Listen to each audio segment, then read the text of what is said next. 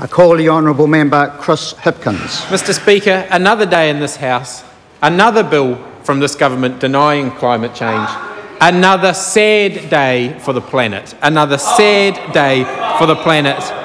As this government turns its back on climate change, and what we've just seen is another outrageous attempt by the government to stifle the debate by shutting down the debate before everybody had a chance to have their say, because they're embarrassed by this bill. They're embarrassed by this bill. They're embarrassed by their own party's stance on climate change. They don't want the public to have a say on this, so they're trying to shut down the debate. They're trying to shut down the debate. So I want to run through some of the points that have been raised in the short debate that we have had on this bill. It's a shame that the government members haven't felt compelled to take more calls on the bill and actually outline why they think this is important.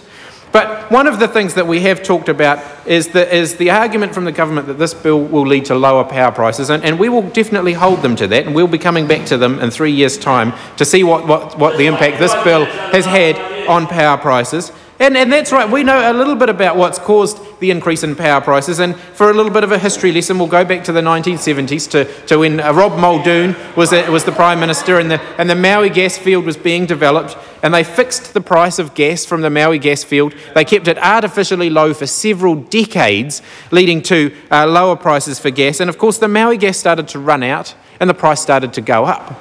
The Maui gas started to run out and the price started to go up, but we haven't heard any member from the government engaging on that particular issue. We've heard nothing from them on Maui and nothing from them on sustainable or at least the prudent use of our gas. Because, of course, burning gas in power plants is actually a very inefficient way to use it. It's much more inefficient to burn gas at the source at the point where you need it, rather than sending it to a power station, turning it into electricity, and then having to transmit it across the country where you lose a good chunk of the energy. No, not a word from the government on that, not a word. This bill is not needed to secure energy supply, to shore up security of supply.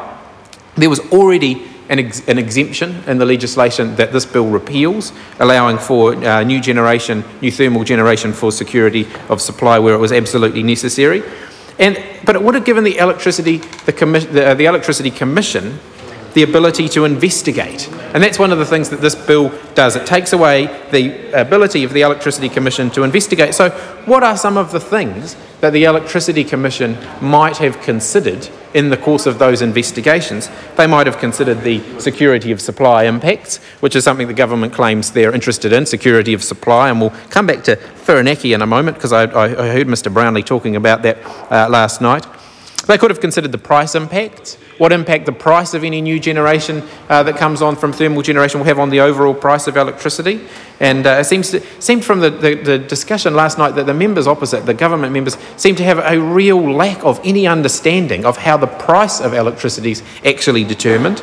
And it's a shame that the Minister didn't stand up and share with us his knowledge on the price impacts that thermal generation would have. But of course, the Electricity Commission might have investigated the transmission capacity to move any new thermal generation around the country to the points where it's needed, and consider whether the current transmission system could have coped with it. And of course, they might have considered the transmission upgrade costs for any additional transmission upgrade that would be required through new thermal generation. And they might have considered the greenhouse gas reductions, or the impact on greenhouse gas reductions any additional thermal generation might have had. But of course, we've just removed the ability of the Commission to do that. This bill specifically removes from the Commission the ability to investigate those things. Of course, coming back to the security of supply, there's already a lot of new generation under development. We have 1,400 megawatts under development, and how much do we need? Apparently we need about between 150 to 200 megawatts per year, and yet we have 1,400 megawatts already under development. So it's clear that this bill is completely unnecessary from a security of supply perspective.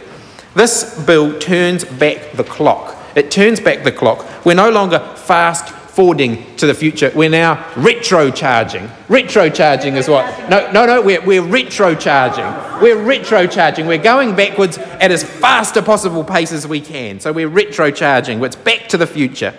So this bill turns back the clock and says that our future in this country no longer lies with renewable energy. We're going back to using non-renewable energy, environmentally unfriendly thermal generation. It is a slap in the face to the companies who are investing in renewable technology and in renewable electricity generation. There is a significant investment currently being made in renewables, and this government doesn't seem to be the slightest bit interested in promoting that or in encouraging it. As I said, we're not turbocharging to the future, we're retrocharging. This bill, as my colleague Stuart Nash pointed out, absolutely sabotages, and combined with the bill that we passed before on biofuels, sabotages our reputation as a clean, green country. How ironic it is that our new Prime Minister, the new Minister of Tourism, one of the first things that his government brings to this House are two bills to undermine our clean, green image and our standing in the world when it comes to issues of environmental sustainability and climate change, because we are no longer even fast followers. We've turned around and we're now running the other way. We're running the other way and we're being left behind by the rest of the world. We're being absolutely left behind.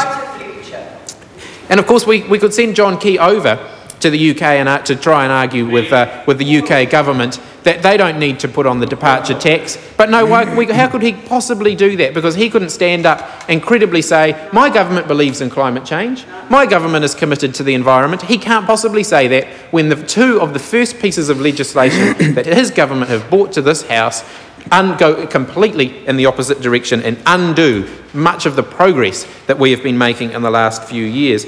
Now, the clean green image is vital to New Zealand. It's vital to our tourism industry, one of our largest export industries, which of course John Keane acknowledged that it was one of our largest export industries when he made himself the Minister of Tourism. It's a shame he doesn't seem to be doing anything to protect that industry or anything to enhance our reputation. It'll have a big impact on Air New Zealand with the UK's departure tax, but doesn't seem to be any mention of that. And in fact, the government members sitting there quietly, intently reading their papers all of a sudden, don't seem to be the slightest bit interested in having this discussion. Now, I wanted to turn to Whirinaki because I know that Mr Brownlee raised the issue of Whirinaki and a diesel-fired plant that this government built to provide security of supply.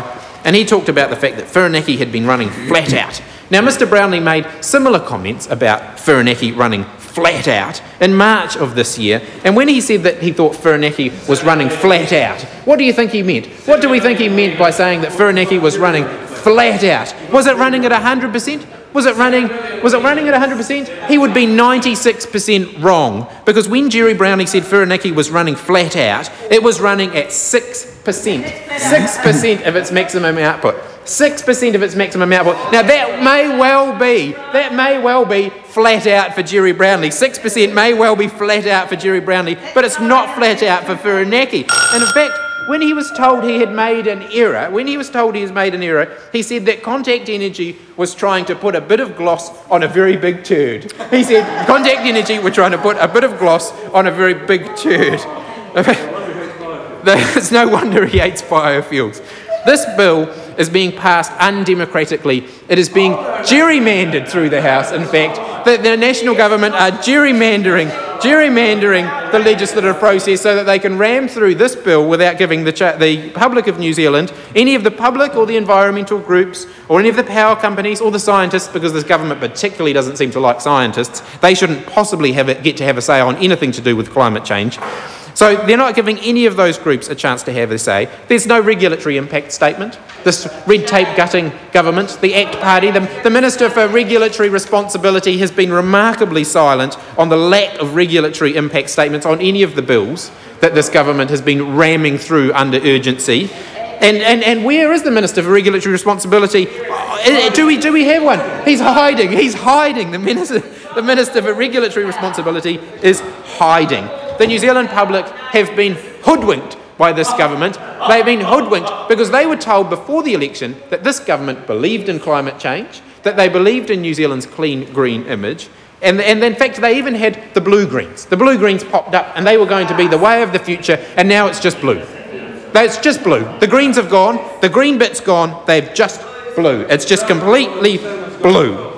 And Maurice Williamson stood up yesterday in the House and talked about, he's always believed in climate change, but he didn't use the words human-induced climate change. I noticed he was very, very careful. He was very, very careful not to use the words human-induced climate change, and that's such a shame.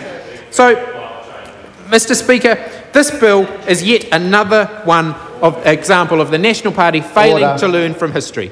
Thank you. Mr Speaker.